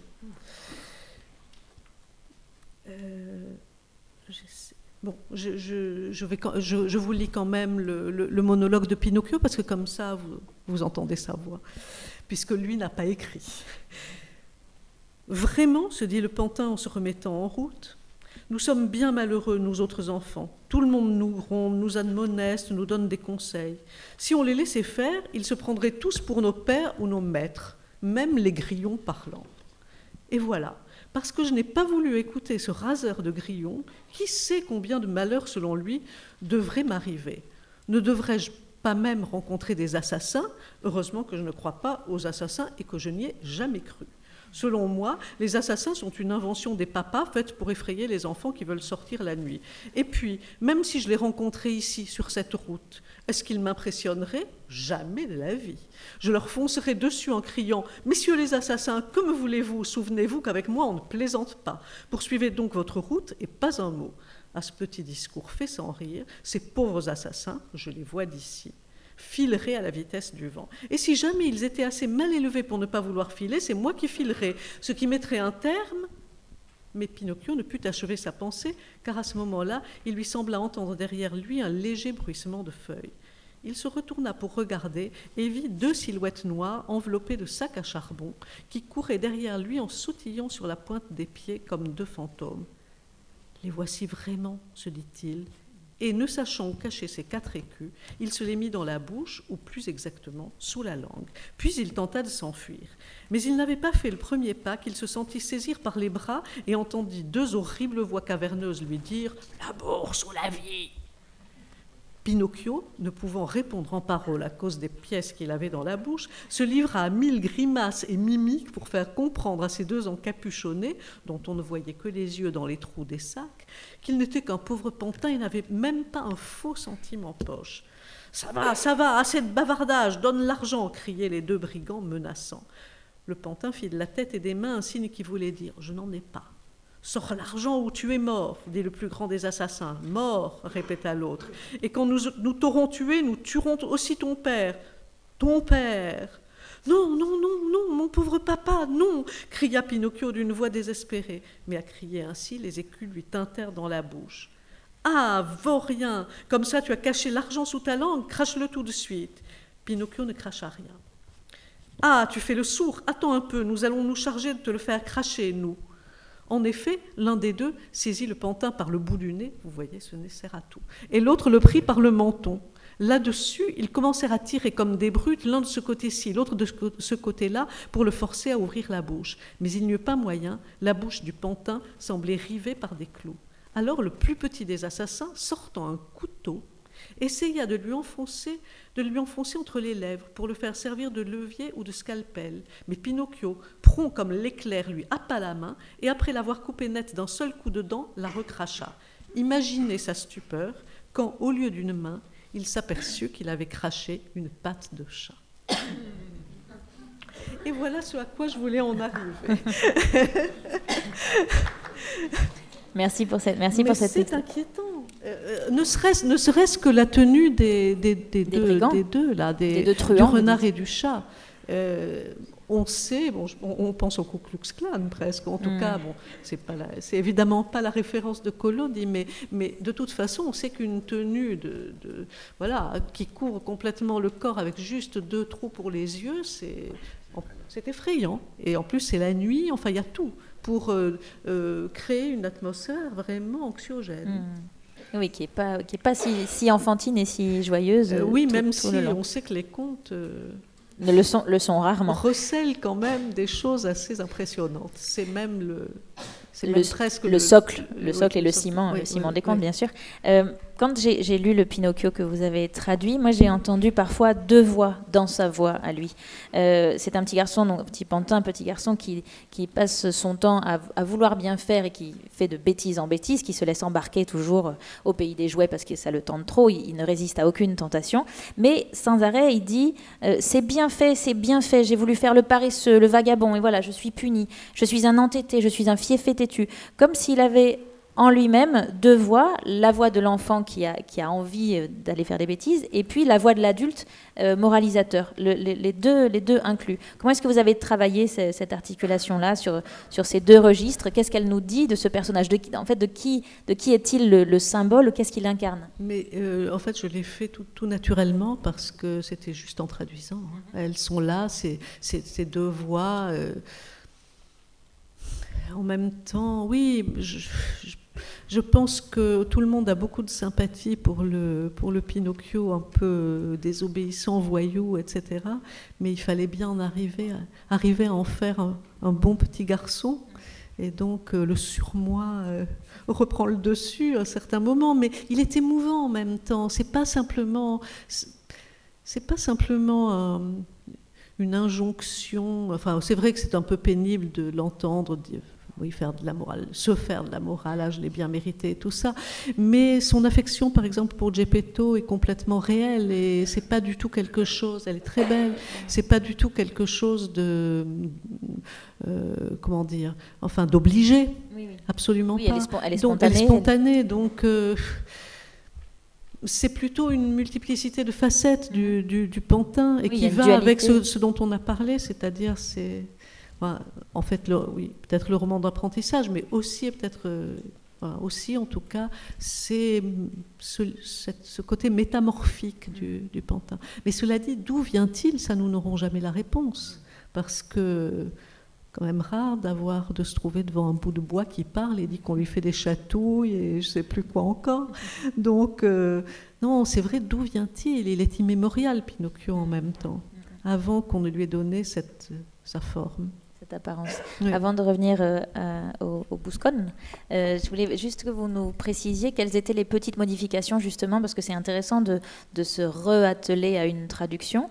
Une première version donc en 85 à peu près, celle de 2002 vous a donné l'occasion de faire des corrections. Est-ce que vous les avez en tête? Est-ce que ça a un intérêt de les évoquer? Non, je dois dire que je ne les ai pas en tête, mais c'était vraiment des détails. C'est du détail et c'est pas...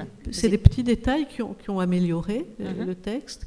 Mais c'était vraiment des détails. C'est pas du tout, on n'a pas du tout repris le texte. Enfin, oui, Jean-Michel Gardère l'a sûrement relu de A à Z et probablement moi aussi, encore que j'en sois pas vraiment sûre. Mais c'est surtout, il m'a envoyé, comme je le disais, quelques petites modifications sur lesquelles j'étais d'accord ou pas. Si je l'étais pas, bon, très bien. Et bon, ça m'a, comme je le disais aussi, permis de retravailler 2-3 petites choses. Mais vraiment, c'était très peu. Non, donc j'avoue que je ne me souviens pas de ce que c'était. En tout cas, parmi ces choses un peu magiques et un peu étranges, il y a le fait que Pinocchio sait lire alors qu'il n'est pas allé à l'école, puisqu'il sait lire la stèle de cette petite fille aux cheveux bleus, donc Sigi, cette petite fille aux cheveux bleus qui est morte de chagrin d'avoir été abandonnée par son petit frère Pinocchio. Là aussi, c'est assez étrange. On se dit, mais il arrive à déchiffrer. On va dire que c'est pas un livre d'un parfait réalisme. C'est exactement ça. De la même manière que Huckleberry Finn, sans avoir mis les pieds à l'école, lui rédige un livre de 450 pages, c'est pas donné à tout le monde. Je voulais revenir sur El Buscón et cette histoire, je crois qu'on n'en a pas parlé, à moins que vous ayez autre chose à évoquer, sur la place, ces fabricants de draps. J'ai lu quelque chose sur la place de ces fabricants de draps. Le drap revient, les vêtements sont usés, réutilisés, et il m'a semblé comprendre que dans le contexte de l'époque, il y avait une bataille sociale avec ces fabricants de draps. Oui, mais là, ça va mener très très loin. Ça n'est plus la traduction. L'évoquer rapidement. Oui, très rapidement. C'est-à-dire que quand le Buscón commence en disant, tout simple, « Moi, monsieur, je suis de Ségovie », il a tout dit. C'est presque, et encore là, bon bref, c'est comme si on disait aujourd'hui, « Moi, monsieur, je suis du 9-3 ». Et encore, là, je veux dire, bon, bref, mais c'est un lieu, non, mais je vous explique pourquoi. C'est parce que c'est un lieu où il y a du commerce et de l'industrie. C'est-à-dire que c'est un lieu où se trouve le plus grand nombre de conversos, de convers, juifs et morisques. Et donc, si on est né là, si son père est né là et que sa mère sont de là, quels que soient les noms dont il s'affuble, on peut tout de suite savoir qu'il vient d'une extrêmement basse, d'une couche très basse, et qu'il n'est certainement pas ni pur des quatre côtés, ni plein d'honneur. Voyez ? Donc, alors, Ségovie était justement une des villes les plus riches d'Espagne. Parce commerçante, du coup. Voilà, il y avait un commerce du tissage, si vous voulez, et c'est une des villes d'ailleurs qui s'est révoltée contre Charles Quint au moment des comuneros qu'on a appelés. Donc c'était une ville qui portait déjà une espèce de stigmate. Donc être né à Ségovie, c'était déjà chaud. Voilà, c'est ce qu'on peut dire. C'est ça que vous me demandiez. Je vous demandais précisément sur la place du fabricant de draps. C'est un thème qui revient et a priori, socialement, dans l'époque, c'est un conflit qui est à l'œuvre et on dénonce ce commerce des fabricants de draps. Ben, on le dénonce parce que, pas en tant que commerce, mais parce que ces personnes qui font du commerce finissent par gagner de l'argent, cet argent sale, et finissent par avoir un pouvoir, et veulent, ou espèrent en tout cas, créer une bourgeoisie qui aura droit de parole. Alors, il est évident que ça inquiète les autorités, si je puis dire. Ça bouscule. Voilà. Pour finir sur oui, j'aurais voulu dire une toute petite chose à propos de la liberté du traducteur. C'est un petit peu orienté, mais bon. Vous savez, Quevedo, c'est tout de même un salbicho, un vrai salaud. Et alors, voici, je l'ai marqué, voici, si on a une minute. Oui, bien sûr. Bon, ils arrivent, lui et son maître, à Alcalá, qui est la grande université, l'équivalent de la Sorbonne à l'époque, Alcalá de Henares, et ils vont dans une maison d'étudiants. Voilà comment il décrit son hôte. Notre hôte était de ceux qui croient en Dieu par politesse ou par hypocrisie. On les appelle communément des morisques. Et on en trouve en grande quantité parmi la population, autant que de ces gens pourvus d'un nez trop grand, mais pas suffisant pour sentir dès que c'est du cochon. C'est pas mal, hein? Bon, c'est assez gonflé. J'ai mis du temps à traduire ça. Quand je suis arrivée là, je me suis dit, ma vieille, tu arrêtes. Pas possible, on ne peut pas écrire, on ne peut pas traduire le livre d'un salaud pareil. Bon. Et puis, j'ai continué parce que tout de même, c'est un immense écrivain et que c'était vraiment un challenge de traduire ce truc tellement difficile. C'est une autre époque. Oui, mais tu sais, même dans une autre époque, bon. Il n'y a pas prescription. Il n'y a pas prescription, exactement. Et alors, je me suis vengée. Je vais vous dire comment je me suis vengée. Bon, vous direz c'est une petite vengeance, mais pour moi, elle n'est pas si... quand il parle de condamnés au bûcher, mais de bandits qui sont condamnés au bûcher, comme par exemple la mère en tant que sorcière, elle est condamnée au bûcher. Et au cachot, parce qu'il va au cachot, bien sûr, il rencontre un gars qui... Bon, bref, et qui va être condamné au bûcher aussi. Et alors, ces deux disent, je vais... On dit en espagnol « hacer humo », c'est-à-dire « faire de la fumée ». Eh bien, pour me venger, j'ai traduit « partir en fumée ». Je ne vous fais pas de dessin, ça veut dire que dans « partir en fumée », il y a tout un arrière-pays d'horreur. Et je me suis dit, je vais mettre ça dans ce livre. Voilà, c'est comme ça que je me suis vengée. Voilà, comme quoi il y a des profondeurs et des strates qu'on ne soupçonne pas dans tous les ouvrages. En voilà une belle dévoilée. Je voudrais finir avec vous, Bernard Hoffner, sur Huckleberry Finn, vous lire 2 pages simplement pour vous donner à entendre le dialogue entre ces 2 personnages principaux. Donc on l'a dit, cet enfant qui est sur le radeau, aux côtés de Jim, cet esclave marron. On n'oubliera pas d'expliquer ce terme marron avant. Et on va finir avec vous sur cette idée de la gémellité, puisque je trouve que ce dialogue-là entre les deux les met un peu en miroir et surtout donne, pour une des toutes premières fois de l'histoire de la littérature sans doute, à entendre le raisonnement d'un enfant confronté au raisonnement d'un nègre. J'avais jamais vu un nègre comme lui. S'il se mettait une idée en tête, pas possible de l'en sortir. Il était le plus anti-Salomon de tous les nègres que j'ai jamais rencontrés. Alors j'ai continué à parler d'autres rois, et j'ai laissé filer Salomon. J'ai parlé de Louis XVI, à qui on avait coupé la tête en France il y avait longtemps de ça, et de son petit garçon, le dauphin, qui aurait dû être roi, mais ils l'ont pris pour le mettre en prison, et il y en a qui disent qu'il y est mort. Pauvre petit bonhomme. Jim qui parle. Mais il y en a qui disent qu'il s'est échappé et qu'il est allé en Amérique. Ça, c'est bien. Mais il va se sentir plutôt seul. Il n'y a pas de roi ici, pas vrai, Huck? Non. Alors il ne peut pas trouver de travail. Qu'est-ce qu'il va faire? Ben, j'en sais rien. Il y en a qui rentrent dans la police et il y en a qui apprennent aux gens à parler français. Mais Huck, les Français, ils parlent pas de la même façon que nous? Non, Jim. Tu pourrais pas comprendre un mot de ce qu'ils disent. Pas un seul mot. Eh ben, dis donc, je veux bien être pendu. Comment ça se fait? Ça, je sais pas, mais c'est comme ça. J'ai vu un peu de leur baragouin dans un livre. Suppose qu'un type vienne vers toi et te dise « Parlez-vous français ?» Qu'est-ce que t'en penserais? J'en penserais rien, je lui filerais un grand coup sur la caboche, s'il n'était pas blanc. Jamais je permettrais à un nègre de m'appeler comme ça. Mais bon Dieu, il t'appelle rien du tout. Il fait que dire « Tu sais parler français ?» Mais alors pourquoi qu'il ne l'a pas dit? Mais si, il le dit, c'est comme ça que les Français le disent. Eh bien c'est sacrément ridicule, et je ne veux pas en entendre plus, ça n'a pas de sens. Écoute Jim, est-ce qu'un chat parle comme nous? Non, un chat parle pas comme nous. Bon, et une vache? Non, pas plus une vache. Et est-ce qu'un chat parle comme une vache ou une vache parle comme un chat? Non, pas du tout. C'est naturel et correct qu'ils ne parlent pas de la même façon, pas vrai? Évidemment.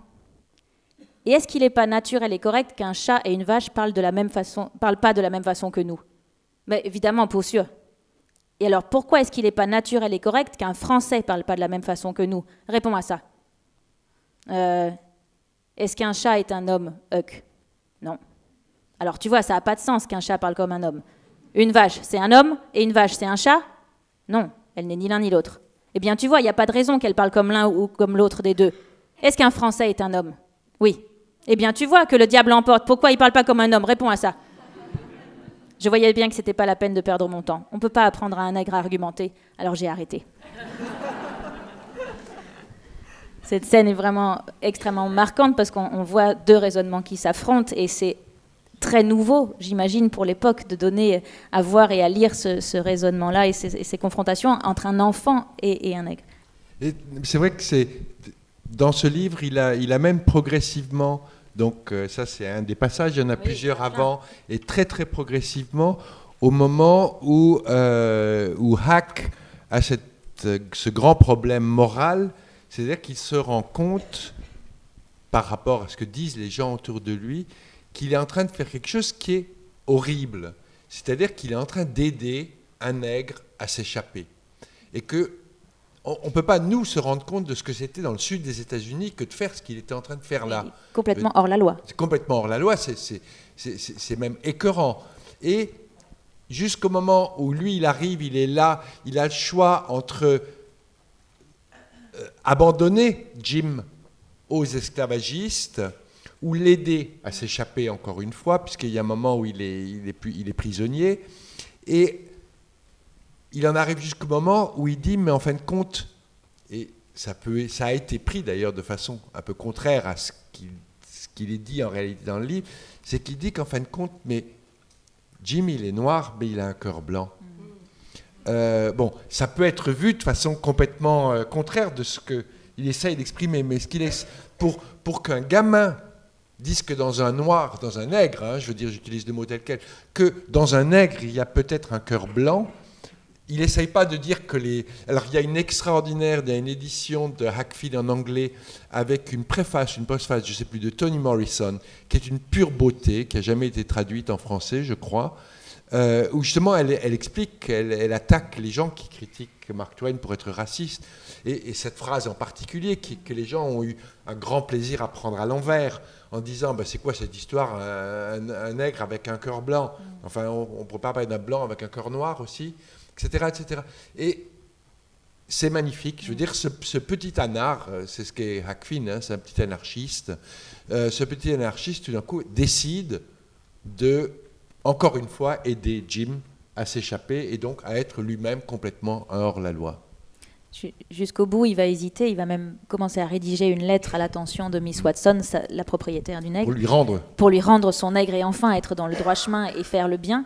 Et puis il va être rattrapé par son émotion, il la déchire et il dit voilà, je préfère, c'est bon, alors j'irai en enfer, je l'ai déchiré. Et il déchire sa lettre. C'est une scène extrêmement forte. Et il y a Dieu aussi, évidemment, dans ce passage. Oui, qui est là. Et il dit aussi, je suis certain qu'il avait autant d'affection pour sa famille que les Blancs en ont pour la leur. Ça n'a pas l'air bien naturel, mais je crois bien que c'est vrai. Il y a effectivement beaucoup de réflexions de cet enfant qui est d'une lucidité pour l'époque extrêmement forte. Donc finir sur ce thème-là, d'abord l'explication du terme marron qui vient de maroon en anglais, mais moi je ne me l'explique toujours pas. Il y a une autre explication. Voilà, je voudrais vous entendre sur ce terme de nègre marron. D'où ça vient? Marron, de Cuba. D'accord, donc c'est l'espagnol qui a donné, et marron, ça veut dire en fuite. Comme ça, ceux qui fuyaient dans la montagne. Au micro, oui. Pardon, qu'est-ce que j'ai aujourd'hui? Excusez-moi. C'est le manque d'habitude. Non, c'est la passion. Et donc, c'est le besoin des mains marron, c'était celui qui quittait la plantation et qui s'enfuyait, comment dirais-je, prenait le maquis, on dirait aujourd'hui, vous voyez, qui partait de la montagne. Negro marron.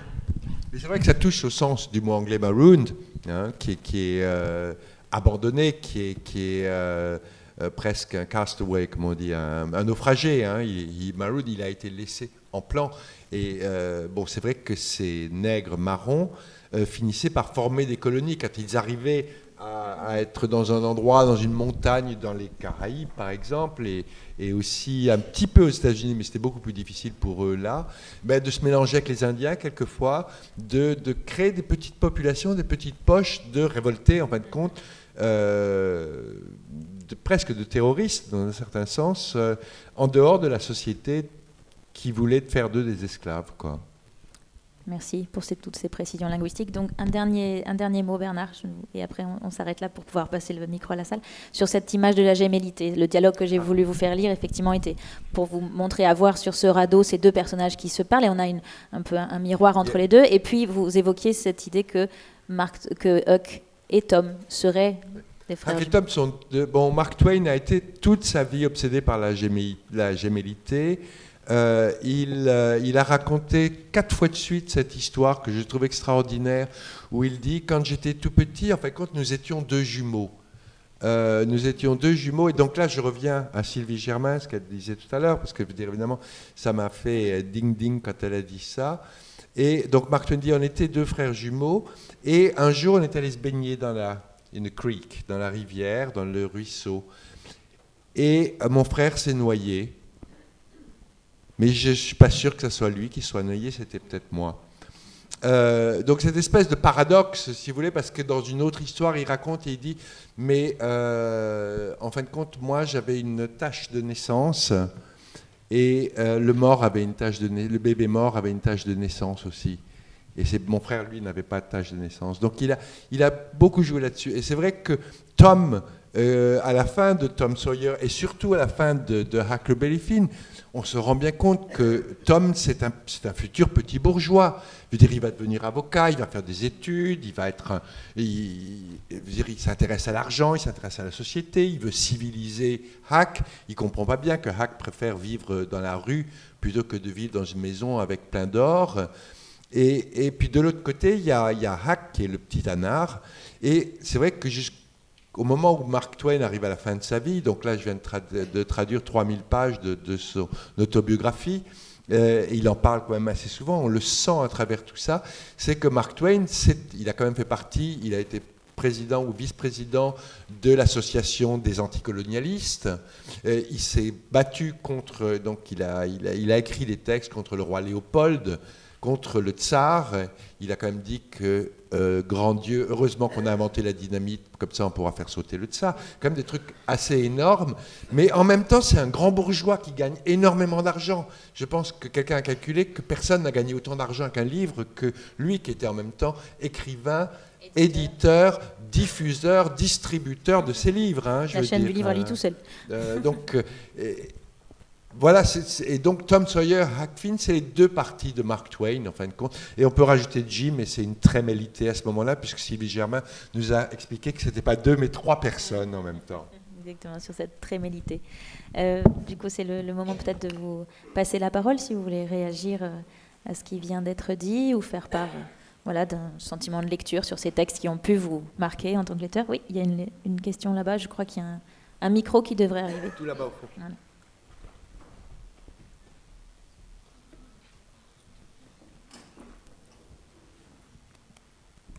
Merci. Agnès de Sarthe, je voulais vous poser, c'est une question qui s'adresse à tous les 3. Je voulais savoir si vous aviez perçu, on a un peu perçu au cours des lectures, mais les lectures c'est toujours trop bref, si dans les textes que vous avez chacun traduits, il y avait réellement une voix d'enfant, c'est-à-dire une voix spécifique de l'enfance que l'auteur avait pris soin de définir comme telle et que vous avez perçue par votre oreille, et si c'était le cas, et à quels opérateurs vous-même vous aviez eu recours pour que cette voix, y compris dans la traduction, demeure une voix d'enfant. C'est clair cette question ou pas? Oui, okay. En tout cas, elle est claire. Moi, je vais essayer de répondre rapidement par un exemple très précis. Quand j'en étais aux dernières relectures d'épreuves, je lisais donc ces épreuves et tout d'un coup, j'ai eu un choc arrivé à la page 100, c'est qu'il y avait ET tout le temps. Et ET, quand on traduit de l'anglais au français, c'est classique, l'erreur du débutant. En anglais, on utilise beaucoup and, et donc on en élimine quelques-uns en français. Et je me dis, mais attends, c'est pas possible que je sois revenu à ce genre d'erreur de débutant. Et j'ai à ce moment-là fait un calcul, on peut le faire avec Word très simplement. J'ai calculé quel était le pourcentage de and chez Mark Twain. Non, d'abord, j'ai calculé chez moi dans ma traduction. J'ai trouvé 5,2% de ET. Ça veut dire qu'un mot sur 20 dans tout le roman était E. C'est énorme. Hein. J'ai ensuite regardé combien il en avait lui. Hein. Il en avait 5,75%. J'ai ensuite regardé, puis je me suis dit, tiens, j'avais jamais fait ces trucs-là. Et donc sur mon ordinateur, j'ai plein de tous les classiques anglais, etc. etc. Et j'ai commencé à m'amuser à faire un classement avec un... Il y a un seul livre dans la littérature anglaise qui a un plus gros pourcentage de and que Mark Twain dans Huckleberry Finn, c'est la Bible, la King James Bible. Et c'est pour ça que les Anglais utilisent beaucoup plus and, parce qu'ils lisent tous la Bible parce qu'ils sont protestants, et que la Bible commence toutes ces phrases comme en hébreu, dans la Bible originale, avec et. Et c'est comme ça que parle un enfant. Hein. Et quand j'ai ensuite été regardé, donc j'ai eu la chance d'avoir le texte digital de la première traduction 1 an après la publication, celle de Hughes, donc, qui a été publiée 1 an après l'édition originale, il y a 2% de « et ». Donc, si vous voulez, la voix de l'enfant, elle était là. Et ce que vous disiez tout à l'heure, c'était très très vrai. Je veux dire, les deux voix, etc. Quand on traduit, on ne fait pas une analyse de texte. Si on traduit bien, c'est-à-dire si on est vraiment dans la chose, ça se traduit tout seul. Je veux dire, ça a l'air imbécile à dire, mais si on est vraiment dans le bon état d'esprit, si on est vraiment dans l'adhésion, dans la situation, etc. Bon, c'est là, ça a déjà été écrit pour nous. Il suffit de traduire les mots les uns après les autres. Hein. J'exagère un tout petit peu. Elle est entièrement d'accord avec vous, Agnès de Sarthe. Mais j'abonderai dans ce sens. Je pense que, enfin en tout cas, il n'y a absolument pas de technique particulière. C'est juste que c'est écrit comme ça et ça se traduit comme ça. On essaie au moins de faire... je crois qu'on entend quelque chose qui se transmet. Il n'y a pas de méthode particulière pour faire entendre une voix d'enfant. Si l'auteur l'a eu, a su la faire entendre, nous le saurons aussi si on ne traduit pas trop mal, je pense, tout bêtement. C'est peut-être dans le mot entendre, justement, que ça se joue. Quand même, hein. On entend. Mais c'est toujours la question de la traduction, voilà, je crois. Mais il faut l'entendre. Voilà, il faut, oui. Si on l'entend bien, oui, on peut la transmettre bien. Pour ma part, comme je l'ai dit dès le départ, il n'y a pas d'enfant dans le Boscone, donc je n'ai pas eu ce souci-là. J'en ai eu d'autres, bien d'autres, parce que le mot que je n'ai pas prononcé, c'est le terme de conceptisme, et que c'est un langage conceptiste, c'est-à-dire c'est l'équivalent du baroque en littérature, et que tout est dit pour ne pas être dit. Donc il faut être sans arrêt dans le jeu de mots, et bref. Dans le double sens. Il n'est pas enfant, mais il est quand même étudiant, jeune étudiant. Il a peut-être une vingtaine d'années. On n'arrive pas tellement à le situer. Oui, mais ça n'est pas dans la problématique ça n'a de aucune, l'enfance. voilà, exactement. Ça n'a aucune importance parce que là n'est pas la question. Voilà. C'est un homme qui raconte. Est-ce qu'il y a oui. Le micro vient jusqu'à vous. Il faut courir, Jörn. Moi, c'est Pinocchio. Pinocchio, c'est toute mon enfance. J'habitais Rome. Les couleurs de la couverture me rappellent mon livre que j'ai encore, je voulais l'amener. Mais vous parliez de ces personnages noirs. Hein, celui-là. Donc ça, c'est la version jeunesse que j'ai apportée pour illustrer, voilà, mais les c'est dans une autre couleurs traduction. claires, c'était plus de rose. Je l'ai toujours, mon livre, 1945. Italien. Ces personnages noirs viennent des légendes abruzzese. On avait une gouvernante abruzzese. Moi, je me rappelle des cauchemars que j'avais parce que c'était les mêmes personnages. Je lisais, Pinocchio est là. Et ça arrivait à telle force, ce malaise, que j'avais un lit, une arrière-grand-mère avec des bois sculptés, et j'avais toujours peur qu'ils prennent vie. Qu'il se transforme en Pinocchio. Vous parliez, c'est pour ça que je me permets de parler personnel de vécu d'enfant. Et ce Pinocchio était un livre et il nous était interdit à l'école. Moi, j'étais à l'école publique à Rome, primaire, et ça nous était interdit. Et mes parents avaient été vraiment engueulés par le maître en disant « Mais pourquoi vous laissez lire Pinocchio ? Pinocchio on peut aller le voir dans tel qu'il le jouait en marionnette, à Villa Borghese, il y avait toujours, on allait voir, mais c'était une version édulcorée. Parce que c'était trop inquiétant. C'était trop inquiétant, et en même temps, on avait toutes ces légendes des Abruzzes, surtout à Noël, ils arrivaient avec leur cornemuse, et ils vous racontaient ces personnages, et qui créaient la même atmosphère, si vous voulez, un peu de peur, et on cultive la peur comme les vieilles traditions originelles irlandaises de Halloween. Hein. Il y a la même chose où vous avez les arbres qui parlent, et de créer cette, si vous voulez, cette espèce de peur d'inquiétante étrange, mais de l'arbre mort. mort. Parce que là, le bois, c'est l'arbre mort. Oui, et puis je crois qu'il y a quelque chose de très onirique dans ces vieilles légendes. Et donc ça frappe l'inconscient. Enfin, quelque chose de, voilà, qui frappe l'inconscient collectif, peut-être, enfin, très fortement. Et d'autant plus les enfants, bien sûr. Mais alors, donc pour la traduction, moi je n'ai pas lu la traduction en français, et pour votre traduction, pour choisir au niveau du vocabulaire ces mots, avec le français qui est quand même une langue moins ronde, je ne trouve pas le mot, pour arriver à redonner cette impression. J'ai fait de mon mieux. Oui, mais non, je ne dis pas. Mais comment, sur quelle fibre? Parce que véritablement, c'est encore le 19e. C'est bien sûr, oui. Ah, oui. La langue italienne n'est pas fixe encore non plus. C'est vrai. Et donc, on est quand même dans quelque chose qui est particulier comme langue, même si elle n'est pas très typée en italien. C'est vrai, mais je ne sais pas, je répéterai ce qu'on a dit, hein. On essaie d'entendre au mieux ce qui est écrit.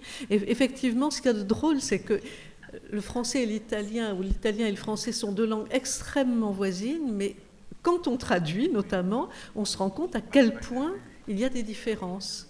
Donc ce que vous dites est très juste. Maintenant, comment j'ai fait? Vous savez, en plus, c'est vrai qu'il y a quand même 30 ans, j'ai plus vraiment le souvenir, mais je crois que essentiellement j'ai fait comme je fais toujours, enfin comme je commençais à faire d'ailleurs à l'époque, parce que c'est vraiment une des premières choses que j'ai traduites, c'est-à-dire que oui, je me suis plutôt fiée à mon oreille, disons, et pour essayer de rendre ce que j'entendais comme je pouvais, aussi bien que je pouvais, enfin. Il m'était donné de le faire, mais je ne peux pas vous dire exactement, enfin, je n'ai pas un exemple précis où il y aurait un mot qui aurait été particulièrement compliqué à passer d'une langue dans une autre, mais ça arrive tout le temps, ça arrive à chaque traduction. C'était l'ambiance de peur. Enfin, l'ambiance de peur, je crois qu'elle y est. Hein. Je crois. Mais il y a un mot qui illustre bien ce que vous dites, et ces versions édulcorées qu'on a pu avoir entre les mains. Moi, j'ai découvert avec effroi dans votre version à vous que la baleine, c'est en fait un terrible requin. C'est un terrible requin. Il est dévoré par un terrible requin. Là où on a l'image de Geppetto bien au chaud au fond du grand ventre de la baleine, dans ce texte-là, c'est un terrible requin. Et oui, c'est pas tout à fait Jonas quand même. Oui, c'est pas ça. Non, j'ajouterais justement par rapport à ce que toi venais de dire, c'est que quand vous lisez les traductions précédentes, il y en a eu 2 depuis, de Huck Finn, Jim parle à vous-voix Huck et il lui parle à l'imparfait du subjonctif. Hein, je veux dire, il y a quelque chose qui, même en 1963, quand cette traduction a été faite, était quand même un petit peu étrange. Donc c'est vrai que, en même temps, je veux dire, pour répondre un petit peu à ce que tu disais, trop d'analyse d'une traduction avant de le traduire peut tuer une traduction. Hein. Mais ça ne veut pas dire qu'il ne faut pas qu'il y ait d'analyse non plus. Mais il faut aussi arriver à un savant mélange d'intuition et d'analyse. Et surtout l'analyse, la garder a posteriori, plutôt qu'avant de commencer la traduction. D'ailleurs, ça c'est strictement par rapport à la traduction, et pas du tout la traduction spécialement de ces livres, mais par rapport à ce qu'a dit Bernard, moi c'est aussi j'aime beaucoup me lancer dans une traduction, dans un premier jet très très rapidement, pour justement ne pas perdre ce contact immédiat. Et après, on peaufine. Merci beaucoup en tout cas à tous les 3 d'abord pour ces 3 versions très peaufinées, très spontanées, pleines d'intuition et d'analyse en même temps de ces 3 textes que je vous invite à redécouvrir dans vos versions à vous. Merci pour vos propos qui nous ont encore éclairés, merci pour votre attention et vos questions et bonne fin de soirée.